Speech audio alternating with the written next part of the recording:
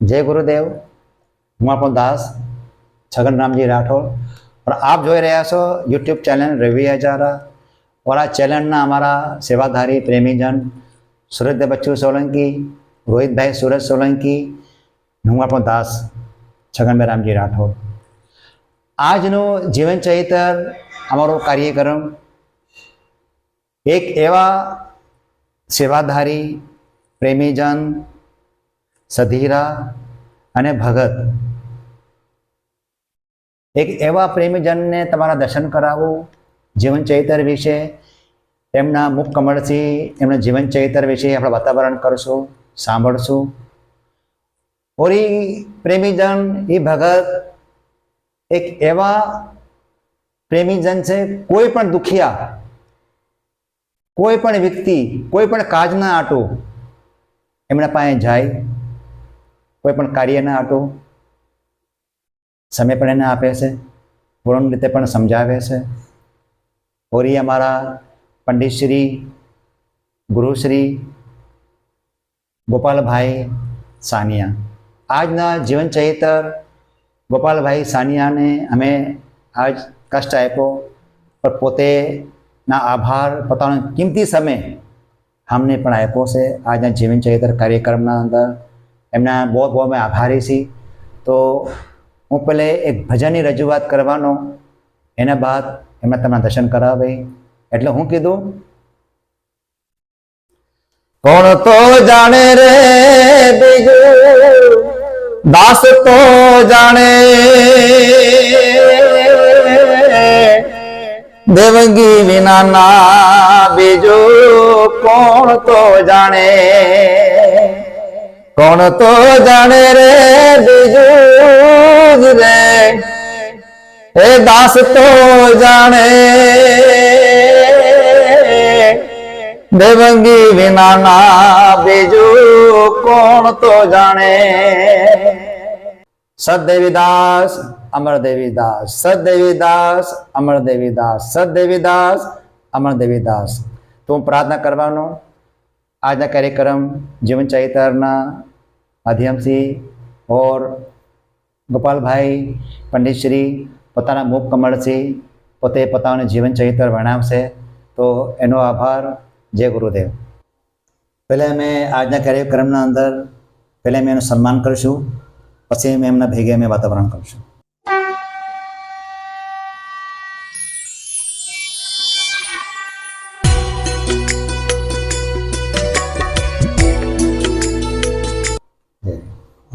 आभार छगन भाई आप लोगों नो। हाँ भाई रवि भाई आपनो भी आभार। हाँ भाई बोलो परमना पीरनी जय, बोलो गजानन देव की जय। આજનો કાર્યક્રમ જીવન ચરિત્ર તમે અમને સમય પણ આપ્યો, આભાર આપનો। और આપના મુખ કમળથી આપના જીવન ચરિત્ર વિશે અમને દર્શાવો, સભાને દર્શાવો તો આપનો આભાર થાય। ले छगन भाई आभार से आप लोगों नो, आपनो रवि भाई नो। हाँ भाई छगन भाई और सूरज भाई लोग नो भी आभार है कि आज आपने अमने सेवा मौको दीधो। हूँ आपना आगर આવી गया। હવે એ છે કે મોટો ભાઈ કે મારું નામ છે ગોપાલ હીરા સાનિયા, મારા દાદા શ્રી ખોડા સના સાનિયા, મારી માતાજી જમના ખીમા જેઠવા। વાહ ભાઈ। હું એ પરિવારથી હતા। વાહ। આપનું મૂળ ગામ? મૂળ ગામ અમારો ધોળેશ્વર, જે જામનગર કાળાવાડના બાજુમાં છે ને, નવા રણુજાના બાદ અમારું ગામ આવે છે ધોળેશ્વર। अच्छा, अपना शान गुरु? हमारा शान गुरु हमारा गुरुजी हमारा जादोना पूंजा ढाकेचा। वाह भाई वाह।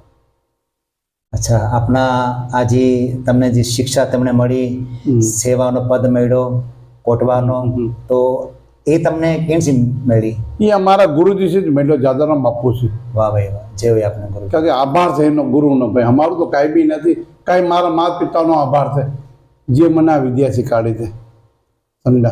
लगभग तमने कितना समय થઈ ગયો છે આ કાર્યક્રમ? મને છગન ભાઈ કમ से कम 45 થી 50 વર્ષ થઈ ગયા સત્સંગ અંદર।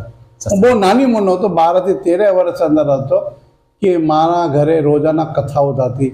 આ બધાય કાંદી પંડિત, રવજી પંડિત ચક્કુ સર, ચમન પંડિત, ચમન સાંઈ, બાધારામ બાપુ, આ અમારા ગુરુજી જાદવરામ બાપુ, આ બધાએ આવતા હર પૂરા 12 માસ કથાઓ થતી.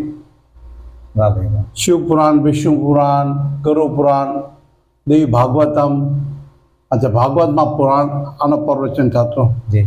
પણ આ ગુરુરૂપને આભાર જે આજ અમે બી ગાયા ચરણોમાં બેઠી. અચ્છા, તો આપને આ ગુજરાતી તમે ભણેલા? હા ભાઈ. અચ્છા, આજે તમે કોઈ પણ વ્યક્તિ તમારા પાસે આવે કોઈ પણ કાર્યક્રમના હિસાબથી, તો તમારા પાસે બધી રીતિ સીધી તમારા પાસે હશે, તો એ જ પ્રમાણે તમે કામ કરો. ધન્ય છે આપને. ગોપાલભાઈ, કદાચ આપણી સમાજના અંદર કોઈ પણ રામચરણ પામી જાય તો એ ક્રિયાઓ તંદનમાં કરવી, યા એના જે એનું પૂરણ જે ક્રિયા નથી, કેમ કરવી આની ક્રિયા? અસલ તો દેખો વાત આપણું દેહાંતનું પુસ્તક છે ગુરુ પુરાણ. જી જી. ગુરુ પુરાણમાં તીસરાનું ત્રીજું કરવાનું છે, દાડા દુપાણી નથી કરવાનું. ઠીક છે. દાડા દુપાણી જે કરવાની છે એ 12મા દિવસે 13મા દિવસે થવી જોઈએ. વાહ. આ ધર્મ અનુસાર ગુરુ પુરાણના અંદર દાખલો છે આનો. और ઘણા સંતો લોકો બી દાખલો દઈ રહ્યા છે કે આનો જે ક્રિયા જે છે એ 12મા અને 13મા દિન થવી જોઈએ. અચ્છા. ઓર બીજું, આ જે જેટલા પણ સત્સંગ થાય આપણા કરાચી વાસના અંદર, પાકિસ્તાન દેશના અંદર, દિવસના અંદર બી મેળાવડા થાય છે, રાત્રિના બી થાય છે, તો જમા જાગરણ આપણું દિવસનું છે? ના, જમા જાગરણ જે રાતનો છે. રામદેવજી રામાયણમાં લગર જમા જાગરણનો કોમ થાપ્યો. જી. હવે જતીને સતી બરોબર. પાટે પજાડા કહે ન કરો. વાહ. મતલબ કે આ જે છે ને દેખો આપણે અંધારામાં દીવો બાળવો પડે છે ને, જી જી. और સૂર્યના સામે દીવો બાળશો તો નથી મેળે થતો. તો પેલે સંતો લોક છે ને એ દીવો સાંજનો જ બાળતા. વાહ. આખી રાત સત્સંગ થાય પ્રભાત થઈ ગઈ છે ને. આ કરાચીના અંદર તો ભારતના અંદર બી સત્સંગના અંદર સવારમાં સેવા પાણી ચાલતી. વાહ. और સર્વે સંતો મંતોને માણસનો થતો.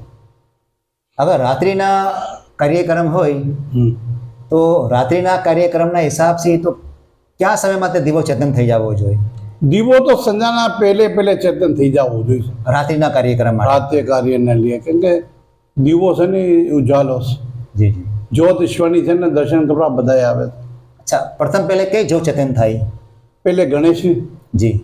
પછી આપણે કોઈ બી દેવી દેવતાની, જેમ આપણે પાઠ રામાપીઠ રાખીએ તો રામાપીઠની જ્યોત ચેતન થાય, અચ્છા.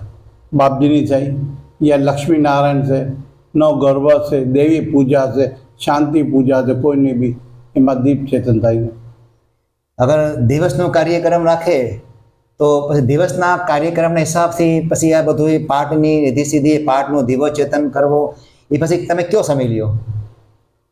ભાઈ જો દિવસો કરે છે ને તો દિવસો તો પ્રભાતમાં 4 વાગે જ્યોત ચેતન થઈ જોઈએ. ઠીક છે. જ્યોત હવે આપણે 12 વાગે 1 વાગે જ્યોત ચેતન કરી યા 2 વાગે તો આછું નથી મળતા. ઠીક છે. તમારા દિવસો કરો. આમ તો દિવસો તો હોતું નથી, લેકિન શું કરીએ હવે આ એવું સમય છે કે એના પ્રમાણે હલવું પડે છે આપણને. જી જી. તો એના એટલે સવારમાં 4 વાગે જ્યોત ચેતન કરો તો સાંજ સુધી ચાલતી રહે છે. જય આપને. અને અગર રામચરણ કોઈ પામી જાય છે તો એની ક્રિયા ક્યાં તક લાગુ છે? દેખો એની ક્રિયા છે ને એ તો શરૂથી દયા દ્વારા દંડની ક્રિયાઓ શરૂ થઈ જાય છે. અચ્છા. જેમ દયા દ્વારા દંડે મિસાલ કરો કે ભૂમિ પૂજા થવી જોઈએ. ઠીક છે. ઈસ્તુલમાં રાખેલો છે, ગાયનું ગોબર ધરપ રાખીને કાળા તલ નાખીને ઈસ્તુલને નવડાઈને ધોળાઈને તૈયાર કરીને એના અંદર રાખવો પડે. એના બાદ શમશાન ઘાટની ક્રિયા છે, યા બી કરવી પડે. એના બાદ ત્રીજું જે કરી હતી તીસરાની શમશાન ઘાટમાં ક્રિયા. ત્રીજું છે ને દિવસનું છે. ઠીક છે. દિવસમાં ત્રીસરું પતી જવું જોઈએ. એટલે કે આપણે લોકલાજના હિસાબે હાલી છે તો આખી રાત આપણે કરવું પડે છે. એના બાદ પછી 12મું ને 13મું તક કરવું પડે. ઠીક છે. આ ધર્મનો ચાર્જ કે 12મું 13મું કરવું પડે. એના બાદ પછી જે ધ્યાન થયું માણસ એની તિથિના હિસાબે એને માસિક પિંડ અર્પણ કરવું પડશે. ઠીક છે. એ હર મહિને પિંડ 1 વર્ષ સુધી કરવું પડે છે. 1 વર્ષ સુધીના બાદ પછી એના વર્ષીમાં સમાપ્ત થઈ જાય છે. તો ગોપાલભાઈ, કોઈ એક જનતા આપણને દેખી રહી છે, આપણા શબ્દો ગ્રહણ કરી રહી છે, કોઈ એવો સારો વિચાર કોઈ સારી વાત તમે દર્શાને તમે અર્પણ કરો, શું કહેવા માંગો છો? ભાઈ અમે તો એ કહેવા માંગીએ છીએ મોટા ભાઈ કે પ્રથમ તમે માતા પિતાની સેવા કરો, એના કહેવા પ્રમાણે હાલવું છે. પછી ગુરુજન નાના મોટાનો લાજો રાખો. આ બધાથી મોટી ભક્તિ છે ભાઈ. કોઈને માન દેજો તો માન મળશે, જી નહીં તો કાંઈ બીજી મળવાનું નથી. વાહ ભાઈ. જેવાય ગોપાલભાઈ, આપની તમે તમારો સમય કિંમતી પર અમને આપ્યો આજના કાર્યક્રમના અંદર. તો લગભગ આ કાર્ય કરતા આ તમને કેટલો સમય થઈ ગયો? મને કમસે કમ છગનભાઈ 50 થી 45 વર્ષ થઈ ગયા. હું નાની ઉંમરના હતો આ લેનના અંદર, કે મારા ઘરના મારી મા હતા, મારા પિતાજી હતા, અમે પરમ શિષ્ય હતી. હું બી પરમ શિષ્ય હતો, મારા બાપુજી પરમ, મારા દાદા બી પરમ શિષ્ય હતા. અમે પૂરી લડી જે મારી છે ને વંશ પૂરું પરમ શિષ્ય હાલી રહ્યું છે, પરમ ઘરાણાથી હાલી રહ્યું છે. જેવાય ભારત દેશના અંદર પરમ વાવડીના અંદર ગુરુજી સંત ત્યાં બિરાજમાન છે. તમને એમને કંઈ કહેવા માંગો છો કે તો ભાઈ સંદેશો? ગુરુ લોક છે કરસનદાસ બાપુ, અમારા ગુરુ છે પરમના ઉદયસિંહ ગાદીપતિ, જી જી, પરમના કરસનદાસ બાપુ. જેવાય આ લાખ લાખ એમનો આભાર છે. જેવાય એ સંતોના થકી આજે અમે આ બિરાજમાન છે. જેવાય આપની આપના મુખ કમળથી પ્રેમ રસ, સારી વાણી, સારું ઉચ્ચારણ हमारा जीवनના આટું, સભાના જીવનના આટું બહુ અમૂલ્ય વસ્તુ છે. આપનો આભાર. આજના કાર્યક્રમના અંદર તમે અમને પણ દર્શન આપ્યા, સમય પણ અમને આપ્યો, બહુ મોટો આપનો આભાર છે. આભાર આપ લોગનો છે ભાઈ. છગનભાઈ રામજી રાઠોડ, અમારા રવિભાઈ હજારા, સુરજભાઈ બચ્ચુ સોલંકી, આભાર છે આપ લોકોને. આપણે અમને મોકો દીધો और અમે આવીને વાત કરી આજે. બોલો સદગુરુદેવ કી, બોલો પરમના પીરની જય. વાહ.